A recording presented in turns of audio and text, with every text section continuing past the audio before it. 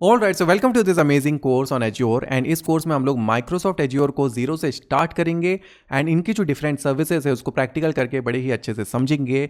लेकिन directly practical पे jump करें उसके पहले थोड़ा सा एज्योर के बारे में बात कर लेते हैं, जैसे कि एज्योर है क्या, इसकी कहाँ ज़रूरत पड़ती है, करेंट मार्केट पोजिशनिंग क्या है, अकॉर्डिंगली जॉब अपॉर्चुनिटीज़ क्या हैं, एंड लास्टली हमको क्या सीखना चाहिए कि नहीं इन 2026। सो सबसे पहले शुरुआत करते हैं, बात करते हैं व्हाट इज एज्योर। सो अगर इसको वन लाइन में डिफाइन करें तो माइक्रोसॉफ्ट एज्योर एक क्लाउड कंप्यूटिंग प्लेटफॉर्म है जो इंटरनेट के थ्रू आपको different cloud based services provide करता है। इसको समझते हैं एग्जांपल से। लेट्स से आपने एक वेबसाइट बनाई है, ओके, सिर्फ कोड करके रखा है। सो आपके नेक्स्ट स्टेप क्या होगा, उसको आपको डिप्लॉय करना है। तो इसके लिए आपको एक सर्वर चाहिए, ओके, जो 24/7 रनिंग हो एक्सेट्रा।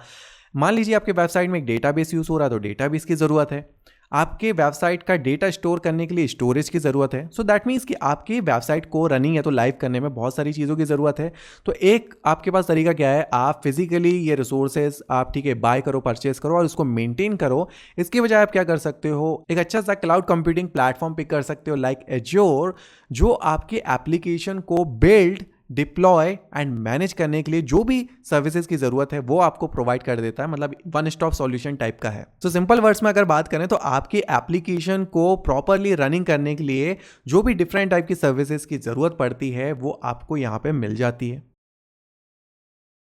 अब बात करते हैं कि ये सर्विसेज काम कैसे करती हैं या तो हम इसको कैसे यूज़ कर सकते हैं। तो ये जो प्लेटफॉर्म है वो pay as you go pricing model पे वर्क करता है। मींस जो भी सर्विसेज और जितने भी रिसोर्सेज आप यूज़ करोगे उसके अकॉर्डिंग आपकी बिलिंग होगी। मींस उतना ही आपको पे करना पड़ता है, दैट्स इट। लेट्स से आप क्लाउड पे एक वर्चुअल मशीन आप यूज़ कर रहे हो।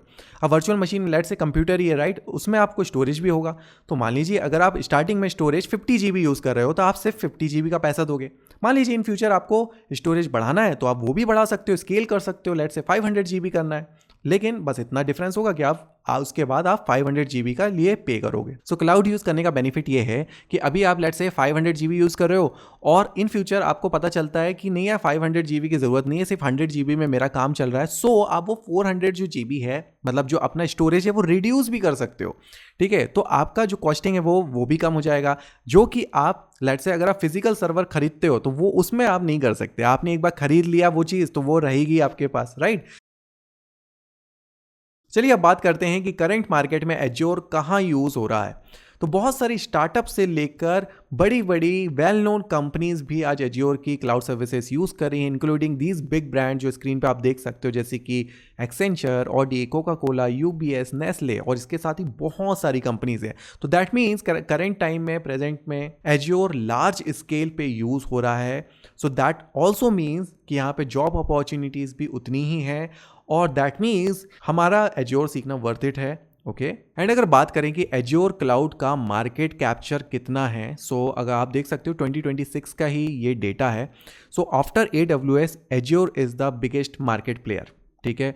सो ये जो नंबर्स आप देख रहे हो ना, जो परसेंटेज, वो अप डाउन हो सकते हैं, डिफरेंट हो सकते हैं डिफरेंट वेबसाइट पे, but this is for sure कि AWS के बाद एज्योर सबसे बड़ा क्लाउड प्लेटफॉर्म है। थोड़ी सी हिस्ट्री देख लेते हैं एज्योर की। सो ये फैब 2010 में ऑफिशियली पब्लिक के लिए लॉन्च हुआ था।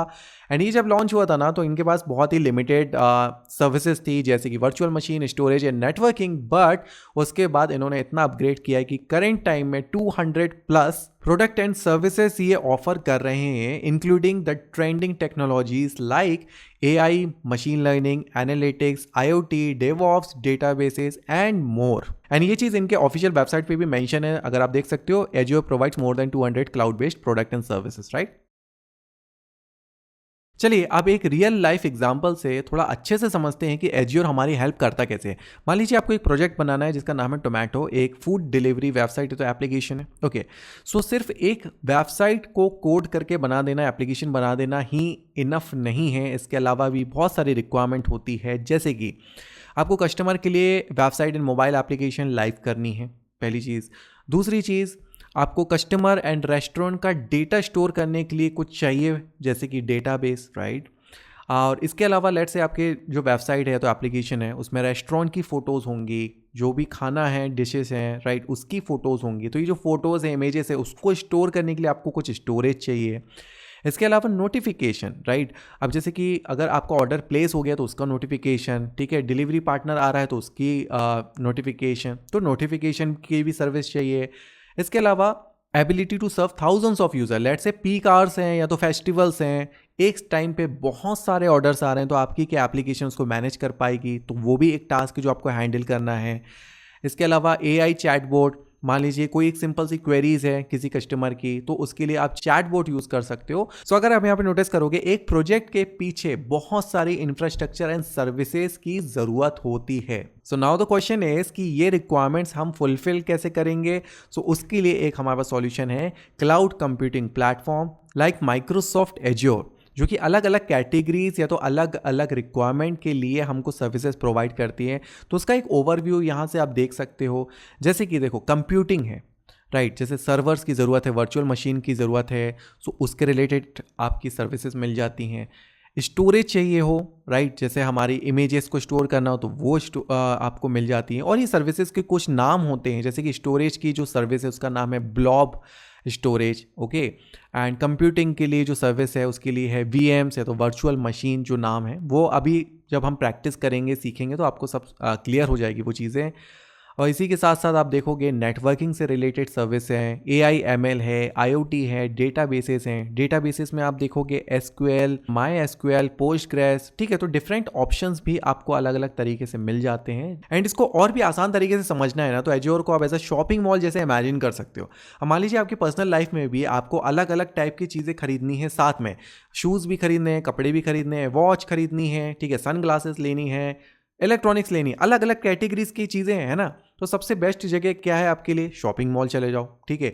अब एक मॉल में आपको हर टाइप की अलग अलग कैटेगरीज की वहाँ पे दुकानें मिल जाएंगी, और हर दुकान से आप, ठीक है, एक ही जगह पे जाके आप सारी टाइप की शॉपिंग कर सकते हो। वैसे ही एज्योर भी ऐसे ही काम करता है। लेट्स से ये एज्योर का मॉल है और इसके अंदर आप एंटर करते हो तो आपको अलग अलग ऐसे स्टोर्स दिख जाते हैं जिसको हम सर्विसेज बोलते हैं, राइट। और इनके भी अलग अलग नाम है। अब जैसे कि मान लीजिए वर्चुअल मशीन शॉप है, ब्लॉब स्टोरेज है, तो मान लीजिए आपको स्टोरेज चाहिए अपने, ठीक है, एप्लीकेशन के लिए, तो आप ब्लॉब स्टोरेज पे चले जाओगे। एंड ऑल दो ये जो नेमिंग कन्वेंशन है ना, वो जो आप करते जाओगे तो आप सीख जाओगे, ठीक है, बहुत ज़्यादा ऐसा डिफिकल्ट भी नहीं है। ऑल दो जैसे अब देखो नॉर्मल लाइफ में भी आपको पता है, अब जैसे एक स्टोर के सामने पीटर इंग्लैंड लिखा हुआ है तो आपको पता है कि वहाँ पे आपको कपड़े ही मिलेंगे, राइट। तो वैसे ही आप जब एज्योर की सर्विसेज आप यूज़ करोगे, सीखोगे ना, तो आपको पता रहेगा कि भाई ये वाली सर्विसेज में आपको क्या चीज़ें मिलने वाली हैं। सो एज्योर को यूज़ करने के लिए आपको सिंपली जाना है portal.azure.com। एंड फर्स्ट टाइम अगर आप यूज़ करें तो वहाँ पे आपको अकाउंट बनाना पड़ेगा, और अकाउंट कैसे बनाना है वो हम लोग नेक्स्ट वीडियो में या तो सेक्शन में हम लोग यहाँ कवर करने वाले हैं। एंड जब आप एक बार अकाउंट बना लेते हो तो कुछ इस टाइप का आपको पर्सनल डैशबोर्ड या तो पोर्टल मिलता है, जहाँ से आप अलग अलग सर्विसेज को एक्सेस कर सकते हो, बना सकते हो, मैनेज कर सकते हो।